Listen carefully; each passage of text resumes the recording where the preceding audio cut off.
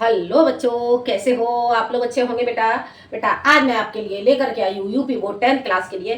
Chapter है आपका भारत माता का मंदिर यह। ठीक है बेटा। इसकी जो संपूर्ण व्याख्या है, संपूर्ण व्याख्या मैं आपको पहले ही समझा चुकी हूँ और आज मैं समझाऊंगी आपको भारत माता का मंदिर यह के अभ्यास प्रश्न। ठीक है बेटा, तो जान लेते हैं हम इसके अभ्यास प्रश्न हमें कैसे करने होंगे। देखते हैं बेटा। सभी अपनी अपनी बुक निकाले हैं और बुक में आप लोग अपने अभ्यास प्रश्न है, अभ्यास प्रश्न निकालने। क्वेश्चन है आपका, दिए गए पद्यांशों पर आधारित प्रश्नों के उत्तर दीजिए। ठीक है बेटा, तो अभ्यास प्रश्न आप लोग निकाल लेंगे और आपका चैप्टर का नाम हो जाएगा भारत माता का, भारत माता का मंदिर यह, मंदिर, मंदिर यह। ठीक है बेटा, ये आपका चैप्टर हो जाता है। और बेटा इसके कवि है, कवि इसके हो जाते हैं मैथिली शरण गुप्त, मैथिली शरण गुप्त। ठीक है बेटा, ये हो जाते हैं आपके मैथिली शरण गुप्त, इसके कवि हो जाते हैं। तो जान लेते हैं बेटा आज हम इसके अभ्यास प्रश्न। क्या जानेंगे हम इसके अभ्यास प्रश्न। ठीक है बेटा, हम इसके अभ्यास प्रश्न जानेंगे बेटा। तो जानते हैं इसमें पहला आपका हो जाता है, पहला आपका है भारत माता से लेकर के ज्ञान यहाँ। भारत माता, भारत माता से लेकर के आपका हो जाएगा ज्ञान यहाँ, ज्ञान यहाँ। ठीक है बेटा, ये आपका हो जाता है आपका भारत माता से लेकर के ज्ञान यहाँ। अब बेटा हम पहले पद्यांश पढ़ेंगे और उसके बाद हम इसके अभ्यास प्रश्न जानेंगे। ठीक है, तो क्या बताया गया इसमें, भारत माता का मंदिर यह, समता का संवाद यहाँ। भारत माता का मंदिर यह, समता का संवाद यहाँ। जहाँ सबका शिव कल्याण यहाँ है, पावे सभी प्रसाद यहाँ। जाति धर्म या संप्रदाय का नहीं भेद व्यवधान यहाँ। जाति धर्म या संप्रदाय का नहीं भेद व्यवधान यहाँ। सबका स्वागत, सबका आदर, सबका सम सम्मान यहाँ। राम रहीम बौद्ध ईसाई का सुलभ एक सा ध्यान यहाँ। भिन्न भिन्न भव संस्कृतियों के गुण गौरव का ज्ञान यहाँ। अब हमें इसके क्वेश्चन करने होंगे बेटा। पहला क्वेश्चन हो जाता है आपका, प्रस्तुत पद्यांश का संदर्भ लिखिए। कौन सा क्वेश्चन हो जाएगा बेटा आपका? आपका बेटा पहला क्वेश्चन होगा, प्रस्तुत पद्यांश के का संदर्भ लिखिए। ठीक है, ठीक है, तो आपको इसका संदर्भ लिखना होगा बेटा। संदर्भ इसका हम कैसे लिखेंगे तो जान लेते हैं बेटा हम इसके संदर्भ के बारे में। ठीक है, देखते हैं इसका संदर्भ हमें कैसे लिखना होगा। संदर्भ, संदर्भ। ठीक है, इसे लिखोगे प्रस्तुत पद्यांश, प्रस्तुत पद्यांश हमारी पाठ्य पुस्तक, हमारी पाठ्य पुस्तक, पाठ्य पुस्तक हिंदी के, हिंदी के काव्य खंड के, काव्य खंड के, काव्य खंड के मैथिली, मैथिली शरण, मैथिली शरण गुप्त कृत, मैथिली शरण गुप्त कृत भारत माता का, भारत माता का, भारत माता का मंदिर यह, भारत माता का मंदिर यह शीर्षक, शीर्षक से संग्रहित है, संग्रहित है। आगे बेटा समझ में, इसका क्वेश्चन क्या था, आपको इसका संदर्भ लिखना था। प्रस्तुत पद्यांश हमारी पाठ्य पुस्तक हिंदी के काव्य खंड के मैथिली शरण गुप्त कृत भारत माता का मंदिर यह शीर्षक से संग्रहित है। आगे बेटा समझ में, ये आपका पहला क्वेश्चन हो जाता है आखंड। अब हम चलते हैं अगले क्वेश्चन की ओर। अगला क्वेश्चन आपका क्या हो जाता है, रेखांकित अंश की व्याख्या कीजिए। ठीक है, तो रेखांकित अंश की व्याख्या भाखंड। रेखांकित अंश की व्याख्या, रेखांकित अंश की व्याख्या। ठीक है बेटा, रेखांकित अंश की व्याख्या करनी होगी तो इसमें लिखेंगे प्रस्तुत पद्यांश। पहले आप देखोगे कि रेखांकित कहां तक किया गया है। ठीक है, तो आपका रेखांकित किया हुआ है बेटा, भारत माता का मंदिर है, समता का संवाद जहां, सबका शिव कल्याण यहाँ है। इतना आपका रेखांकित किया हुआ है, तो आपको इतने का अर्थ करना होगा। ठीक है, तो रेखांकित अंश की प्रस्तुत पद्यांश में, प्रस्तुत पद्यांश में गुप्त जी कहते हैं कि यह भारत देश,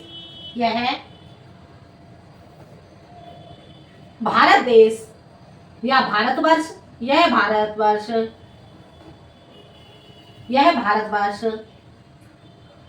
भारत माता के मंदिर के समान है। भारत माता के मंदिर के समान है। भारत माता के मंदिर के समान है। ठीक है बेटा, भारत माता के मंदिर के समान है, समता का संवाद जहां, यहां सबके साथ,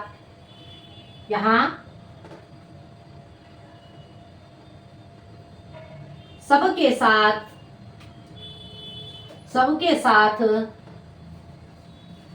समानता का, सबके साथ समानता का व्यवहार,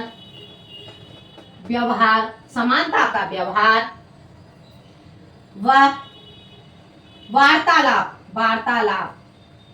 संवाद का अर्थ होता है बेटा वार्तालाप। ठीक है, तो समानता का व्यवहार व वार्तालाप किया जाता है। और आगे अगली लाइन आपकी क्या कहती है, सबका शिव कल्याण यहाँ, इस भारतवर्ष में,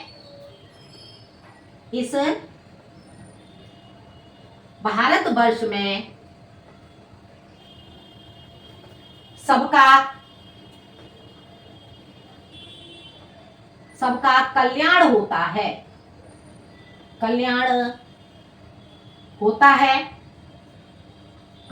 होता है और सभी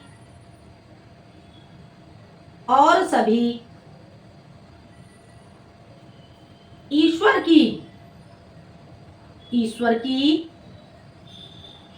कृपा रूपी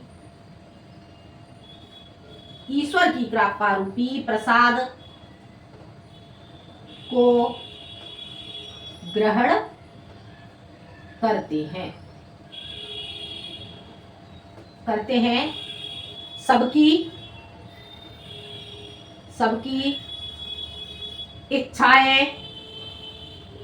सबकी इच्छाएं पूर्ण होती हैं।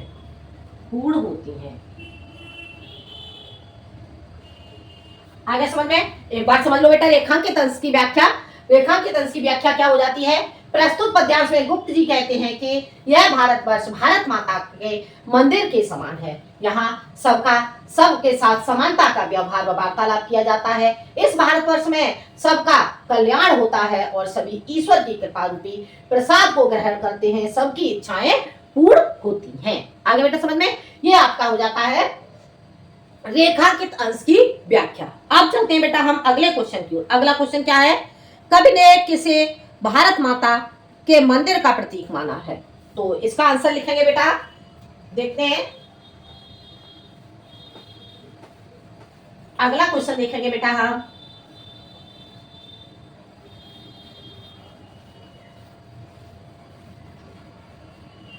अगला क्वेश्चन जानेंगे साखंड। ठीक है बेटा,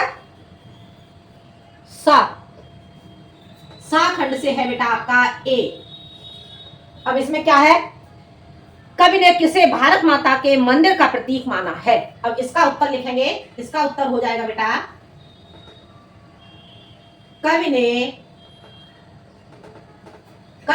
भारतवर्ष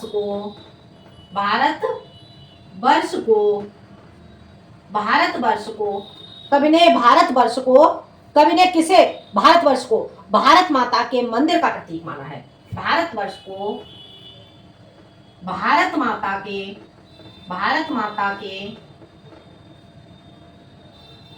मंदिर का प्रतीक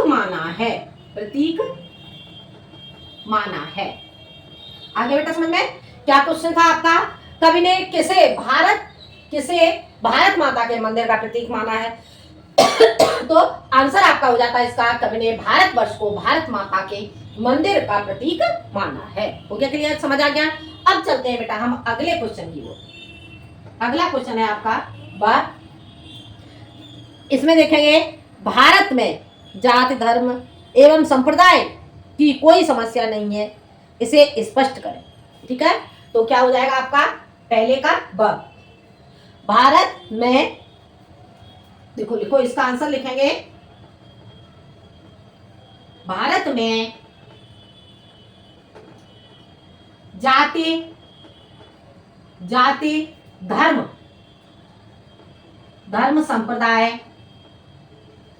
संप्रदाय का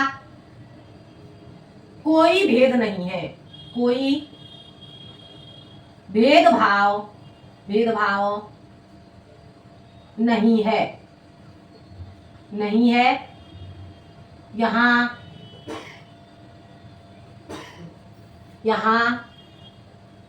जाति धर्म और संप्रदाय को लेकर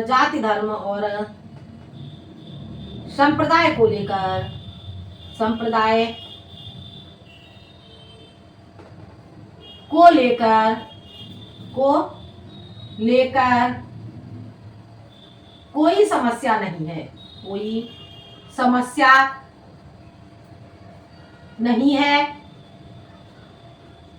कोई समस्या नहीं है। सब लोग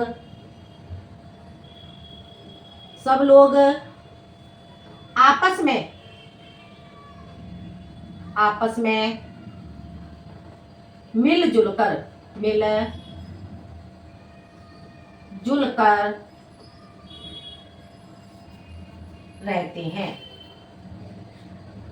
रहते हैं। आगे बेटा समझ में क्या हो जाएगा, भारत में जाति धर्म संप्रदाय को लेकर कोई भेदभाव नहीं है, यहाँ जाति धर्म और संप्रदाय को लेकर कोई समस्या नहीं है, सब लोग आपस में मिलजुल कर रहते हैं। आगे बेटा समझ में, ये आपका जो पहला पदखंड है, पहला पदखंड आपका कंप्लीट हो जाता है।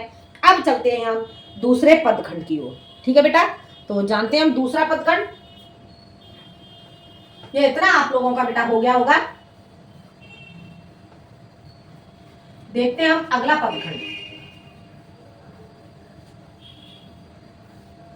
देखते हैं बेटा हम दूसरा पदखंड। ठीक है, दूसरा पदखंड में बेटा क्या पूछा गया है, पहले हम देखते हैं ये आपका है नहीं चाहिए से लेकर ले हमें, नहीं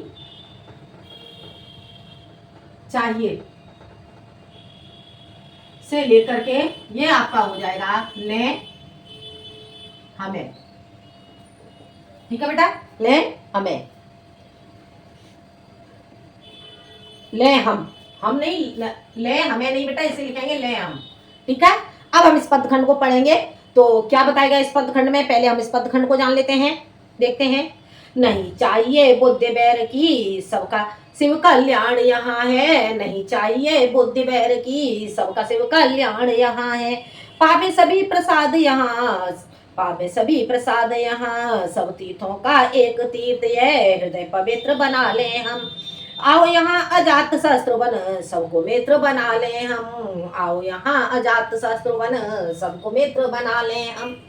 ठीक है बेटा, अब हम इसके क्वेश्चन देखते हैं। पहला क्वेश्चन आपका हो जाता है, प्रस्तुत पद्यांश का संदर्भ लिखिए। ये क्वेश्चन बेटा मैं आपको अभी अभी समझा चुकी हूं, तो ये क्वेश्चन आपका सेम रहेगा। ठीक है, अगला क्वेश्चन है रेखांकित अंश की व्याख्या कीजिए। अब आपको क्या करना होगा, यहाँ पर आपको रेखांकित अंश की व्याख्या करनी होगी। अब ये आपका हो जाता है बा खंड। ठीक है, दूसरे का बा। ठीक है, ये आपको रेखांकित अंश की व्याख्या, रेखांकित अंश की व्याख्या, रेखांकित अंश की व्याख्या। ठीक है, तो रेखांकित अंश की व्याख्या करेंगे बेटा हम, तो जान लेते हैं बेटा हम इसे। रेखांकित आपका कहां से कहां तक किया गया है, सब तीर्थों का एक तीर्थ है, हृदय पवित्र बना ले हम, आओ यहाँ अजात शत्रु बन सबको मित्र बना ले हम। ठीक है, तो लिखेंगे इसे प्रस्तुत पद्यांश में, प्रस्तुत पद्यांश में गुप्त जी कहते हैं कि क्या कहते हैं, देखो, सब तीर्थों का एक तीर्थ है, हृदय पवित्र बना ले हम। कहते हैं कि यह भारतवर्ष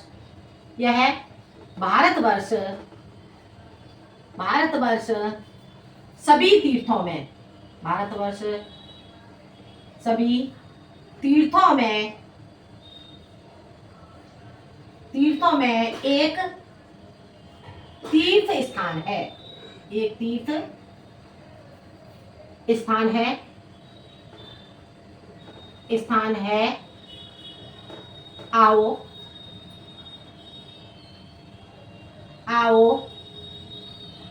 यहाँ आकर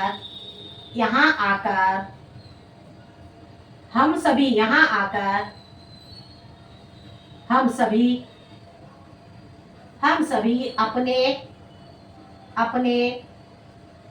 अपने ठीक है, अपने हृदय को पवित्र बना लें,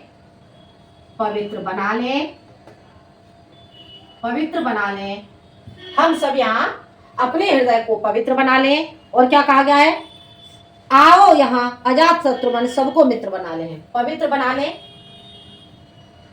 आओ यहाँ हम सभी अजात शत्रु बनकर अजात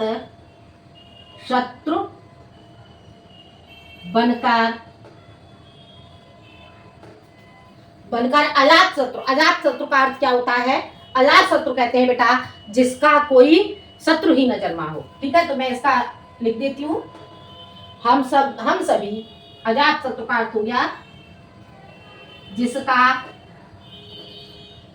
कोई शत्रु ही न जन्मा हो।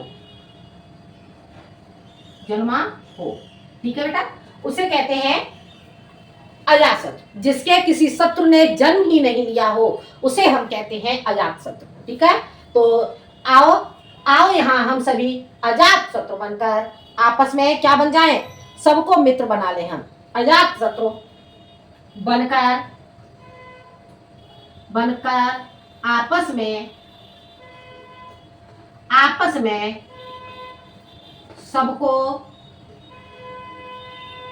सबको मित्र बना लें।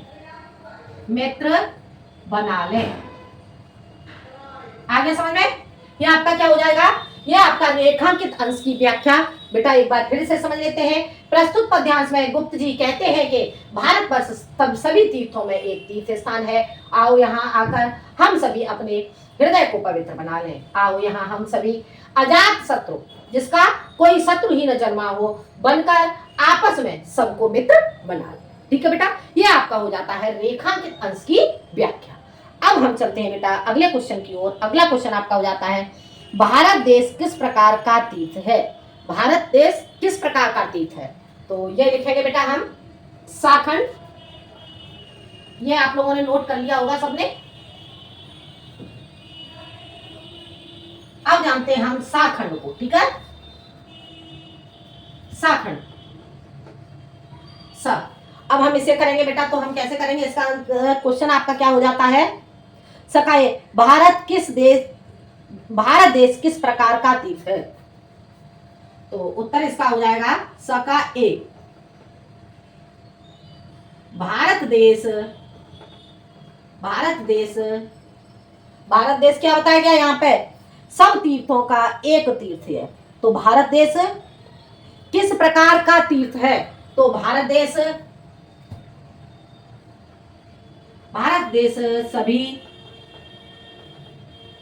सभी तीर्थों में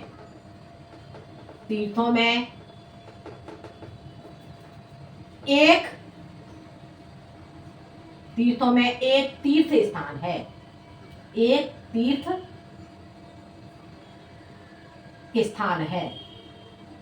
स्थान है।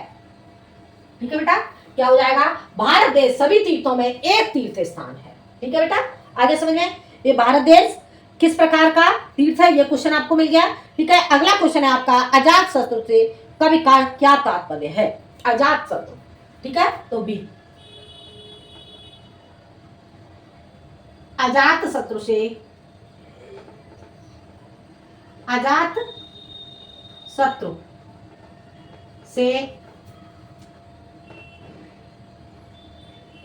कवि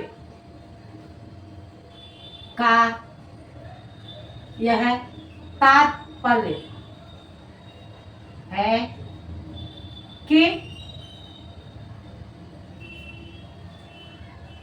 है कि जिसका कोई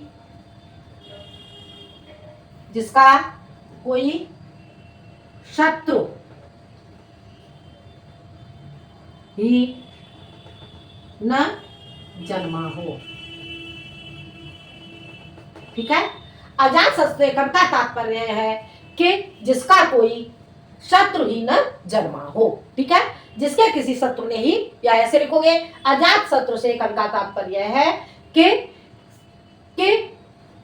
जिसके किसी शत्रु ने जन्म ही न लिया हो। आगे बेटा समझ में, तो ये आपका जो सेकंड वाला पद्यांश है, सेकंड पद्यांश आपका कंप्लीट हो जाता है। अब चलते हैं बेटा हम आगे अगले पदखंड की ओर। ठीक है, ये आपका कंप्लीट हो जाता है। इसमें आपके 2 ही क्वेश्चन थे। ठीक है, तो ये आपका साखंड में आपके 2 क्वेश्चन पूछे गए थे, तो ये आपका कंप्लीट हो जाता है। अब हम चलते हैं अगले पदखंड की ओर। अगला पदखंड, अगला देखते हैं, तीसरा,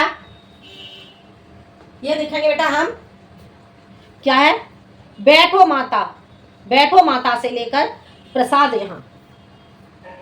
ठीक है, बैठो माता से लेकर प्रसाद यहाँ। बैठो माता से आपका हो जाएगा प्रसाद यहाँ। ठीक है बेटा, ये आपका हो जाता है। अब हम पहले इस पद को पढ़ लेते हैं, तभी हम इसके अभ्यास प्रश्न कर पाएंगे।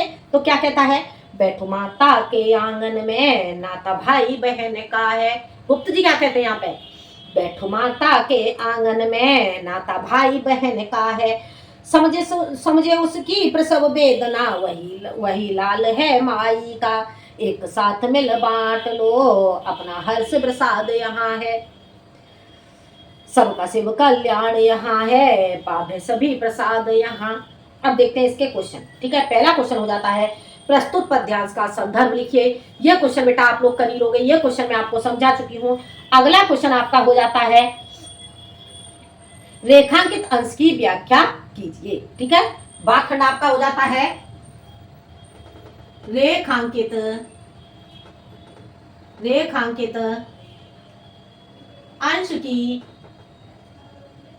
अंश की व्याख्या।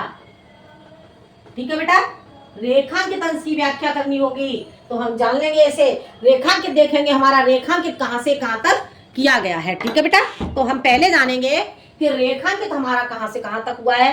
तो जानते हैं, एक साथ मिल बांट लो अपना हर्ष प्रसाद यहाँ है, सबका शिव कल्याण यहाँ है, पावे सभी प्रसाद यहाँ। तो रेखांकित अंश में लिखेंगे, प्रस्तुत पद्यांश में प्रस्तुत पद्यांश में गुप्त जी कहते हैं कि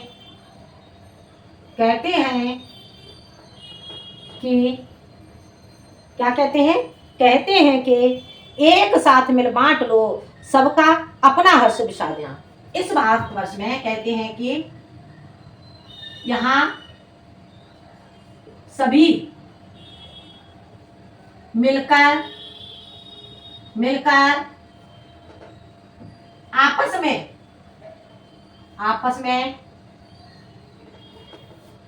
एक दूसरे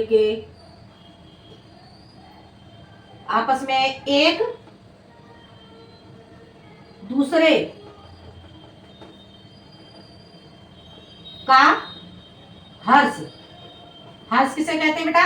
हर्ष कहते हैं आनंद के लिए, ठीक है? हर्ष आनंद या खुशी, ठीक है? एक दूसरे का हर्ष, और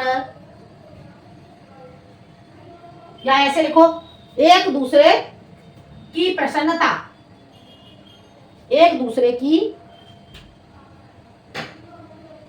प्रसन्नता,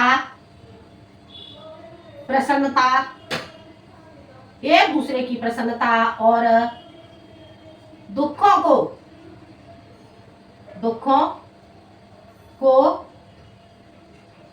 बांट ले,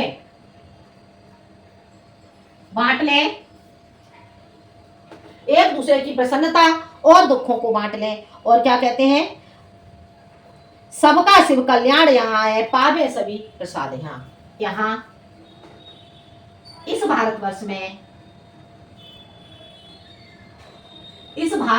में सबका कल्याण होता है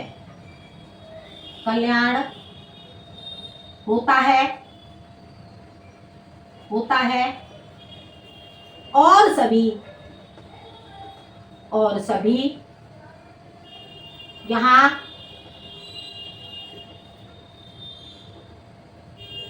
ईश्वर की कृपा रूपी प्रसाद को ग्रहण करते हैं और यहाँ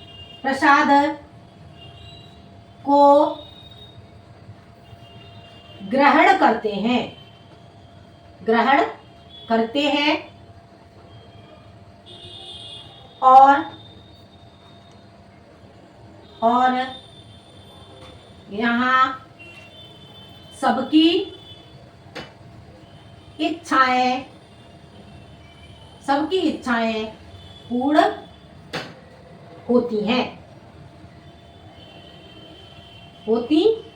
हैं। आगे समझ में?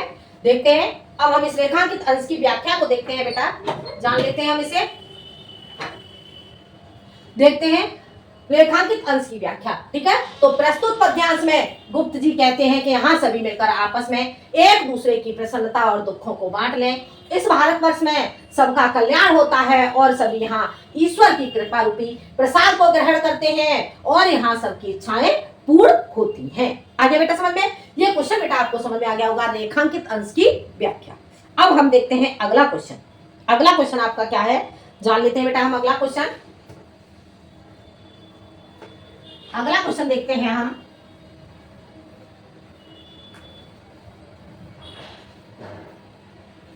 अगला क्वेश्चन आपका क्या हो जाता है? भारत माता के आंगन में बैठकर लोग क्या करें, ठीक है? साखंड साका ए।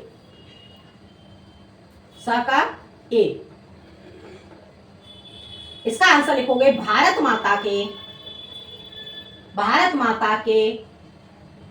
आंगन में बैठकर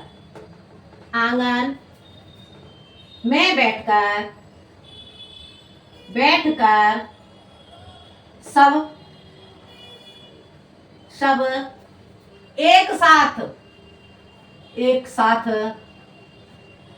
खुशी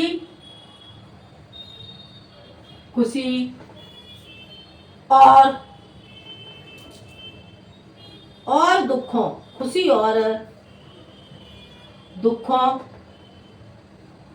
को बांट ले। आगे समझ में क्या हो जाएगा? भारत माता के आंगन में बैठकर सब एक साथ खुशी और दुखों को बांट ले। ठीक है बेटा, ये आपका आंसर हो जाता है। अगला क्वेश्चन है आपका बेटा, अगला क्वेश्चन पूछा गया है, हमारा मूल मंत्र क्या होना चाहिए? हमारा मूल मंत्र क्या होना चाहिए? तो इसका आंसर लिखोगे बेटा बी। इसका लिखोगे आंसर दूसरों में की, दूसरों की खुशी, दूसरों की खुशी में खुश होना, खुश होना और दूसरे के, दूसरे की, दूसरे के दुख में, दूसरे के दुख में दुखी होना, दुखी होना, होना हमारा मूल मंत्र है, मूल मंत्र है। आगे बेटा समझ में, दूसरों की खुशी में खुश होना और दूसरों के दुख में दुखी होना हमारा मूल मंत्र है। हो गया क्लियर? समझ आ गया बेटा? ये पद्यांश आपको समझ में आ गया होगा। अब चलते हैं बेटा हम अगले पद्यांश की ओर। ठीक है, अगला पद्यांश हमारा देखते हैं बेटा। अगला पद्यांश जानेंगे, देखो अगला हो जाएगा आपका पद्यांश नंबर 4 और इसमें मिला सेव्य से लेकर के प्रसाद यहां, मिला सेव्य, मिला सेव्य से लेकर के प्रसाद यहां। ठीक है बेटा, ये आपका हो जाता है। और अब इसे देखेंगे बेटा हम कैसे लिखेंगे। पहला क्वेश्चन आपका, पहले हम इस पद्यांश को पढ़ लेते हैं। ठीक है, तो क्या है, मिला सेव्य का हमें पुजारी सकल काम उस न्यायी के, मिला सेव्य का हमें पुजारी सकल काम उस न्यायी का, मुक्ति लाभ कर्तव्य यहाँ है एक एक अनुयायी का, मुक्ति लाभ कर्तव्य यहाँ है एक एक अनुयायी का, कोटि कोटि कंठों से मिलकर उठे एक जयनाद यहाँ, सबका शिव कल्याण यहाँ है पावे सभी प्रसाद यहाँ, सबका शिव कल्याण यहाँ है पावे सभी प्रसाद यहाँ। अब बेटा हमें क्या देखना है, हमें देखना है बेटा इसका जो अभ्यास प्रश्न है, अभ्यास प्रश्न हम इसके कैसे करेंगे। तो देखते हैं, पहला क्वेश्चन है प्रस्तुत कविता का संदर्भ लिखिए। यह क्वेश्चन बेटा मैं आपको समझा चुकी हूँ, ये क्वेश्चन आप लोग कर ही लेंगे। अगला क्वेश्चन आपका हो जाता है भाखंड रेखांकित अंश की व्याख्या, रेखांकित अंश की व्याख्या, रेखांकित अंश की व्याख्या। ठीक है बेटा, अब हमें रेखांकित अंश की व्याख्या करनी होगी, तो जान लेते हैं बेटा हम रेखांकित अंश की व्याख्या। देखते हैं, अब पहले हम रेखांकित देखेंगे। रेखांकित हमारा कहां से कहां तक किया गया है, कोटि कोटि कंठों से मिलकर उठे एक जयनाद यहाँ, सबका शिव कल्याण यहाँ है पावे सभी प्रसाद यहाँ। कोटि कोटि कंठों से यानी कि क्या इसमें क्या बताया गया है वो बेटा, कोटि कोटि कंठों से यहाँ करोड़ों कंठों से क्या होता है कि मिलकर के एक ही जयनाद गूंजता है। ठीक है, तो प्रस्तुत पद्यांश में, प्रस्तुत पद्यांश में गुप्त जी कहते हैं कि, गुप्त जी कहते हैं कि इस भारतवर्ष में, इस भारतवर्ष में, इस भारतवर्ष में करोड़ों करोड़ों करोड़ों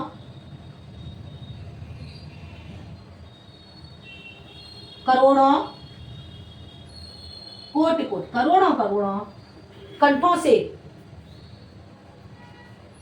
करोड़ों करोड़ों कंठों से एक ही, करोड़ों करोड़ों कंठों से एक ही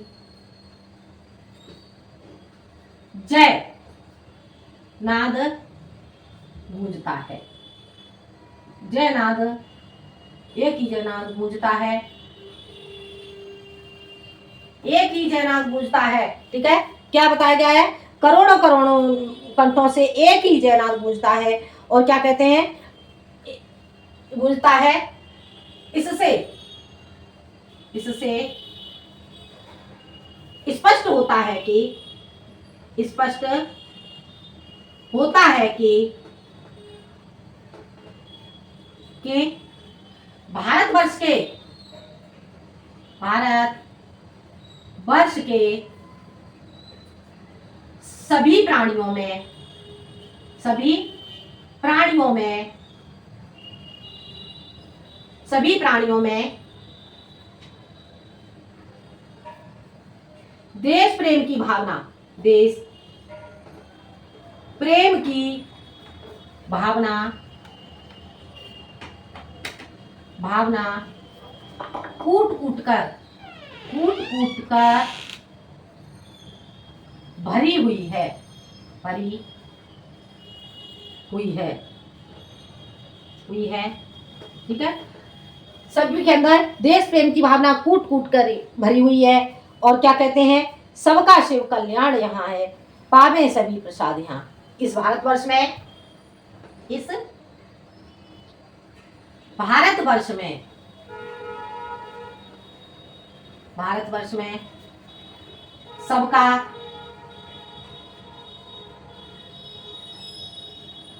कल्याण होता है, सबका कल्याण होता है, सब ईश्वर की कृपा रूपी प्रसाद को ग्रहण करते हैं, करते हैं। यहाँ सबकी इच्छाएं, इच्छाएं पूर्ण होती हैं, पूर्ण होती हैं। आगे समझ में? एक बार समझ लो। प्रस्तुत पद्यांश में गुप्त जी कहते हैं कि इस भारतवर्ष में करोड़ों करोड़ों कंठों से एक ही जयनाद गूंजता है। वो कौन सा जयनाद गूंजता है? अपने भारत देश की रक्षा करना। ठीक है, तो एक ही जयनाद गूंजता है। इससे स्पष्ट होता है कि भारतवर्ष में, भारतवर्ष के सभी प्राणियों में देश प्रेम की भावना कूट कूट कर भरी हुई है। इसे आप लिख भी सकते हो कि एक ही जयनाद गूंजता है कि अपने भारत देश की रक्षा करना। ठीक है, और देश प्रेम की भावना कूट कूट कर भरी हुई है। इस भारतवर्ष में सबका कल्याण होता है, सब ईश्वर की कृपा रूपी प्रसाद को ग्रहण करते हैं, यहाँ सबकी इच्छाएं पूर्ण होती हैं। ठीक है बेटा, आगे समझ में? अब अगला क्वेश्चन देखते हैं बेटा हम। अगला क्वेश्चन आपका क्या हो जाता है? अगला क्वेश्चन, कोटि कोटि कंठों से मिलकर पंक्ति में कौन सा अलंकार है, स्पष्ट कीजिए। तो इसका आंसर लिखोगे बेटा,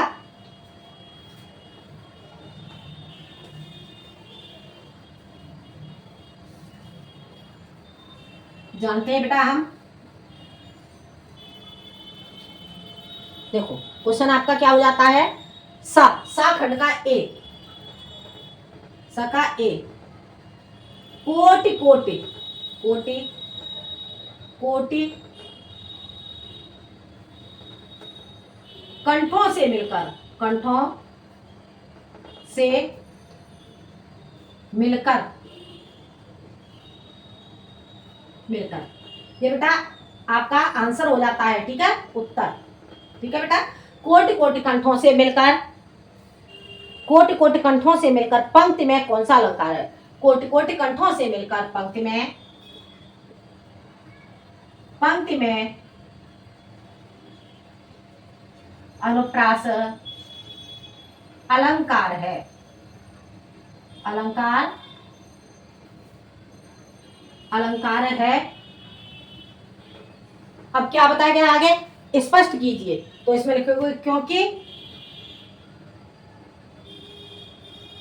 क्यों कि यहां पर, यहां पर क वर्ण की आवृत्ति बार बार हुई है, बार बार हुई है। ठीक है बेटा, कोटि कोटि कंठों से मिलकर पंक्ति में अनुप्रास अलंकार है, क्योंकि यहाँ पर क की आवृत्ति, क वर्ण की आवृत्ति बार बार हुई है। आगे बेटा समझ में, ये क्वेश्चन आपका हो जाता है। अगला क्वेश्चन है आपका, भारत में करोड़ों कंठों से किस प्रकार की गूंज की ध्वनि गूंजती है? तो भारत में करोड़ों कंठों से बी, भारत में करोड़ों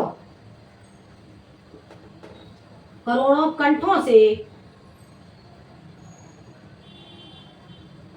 से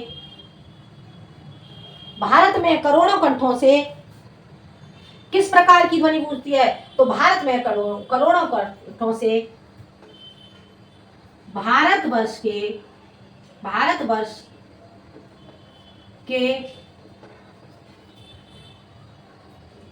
जयनाद की ध्वनि गूंजती है।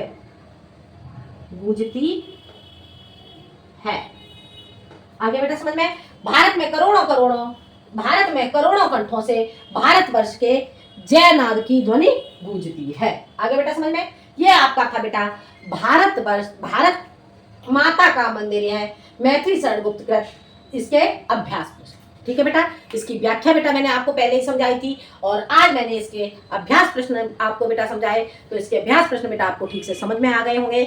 तो बेटा आपको वीडियो पसंद आए तो लाइक करें, शेयर करें और सब्सक्राइब करें। हाँ बेटा, मैं एक चीज और आपको बता दूं, मैं इसमें आपको काव्यगत सौंदर्य आपको अगर पूछा जाए तो इसके काव्यगत सौंदर्य में आप इस लिखोगे, इसमें आपका साहित्यिक खड़ी बोली का प्रयोग किया गया है। ठीक है, साहित्यिक खड़ी बोली का प्रयोग किया गया है, और इसमें आपका रस हो जाता है बेटा, शांत रस का प्रयोग किया गया है, गुण प्रसाद हो जाता है, और यहाँ पर आपका बेटा अनुप्रास अलंकार, उपमा अलंकार और अनुयुक्ति अलंकार का प्रयोग, अनुयुक्ति प्रकाश अलंकार का प्रयोग किया गया है। ठीक है बेटा, तो आप काव्यगत सौंदर्य भी आप नोट कर लें। कौन क्या हो जाएगा इसमें? साहित्यिक खड़ी बोली का प्रयोग, रस आपका शांत हो जाएगा, गुण प्रसाद हो जाता है, और अलंकार बेटा आपका हो जाता है इसमें अनुप्रास, उपमा और अनुयुक्ति प्रकाश।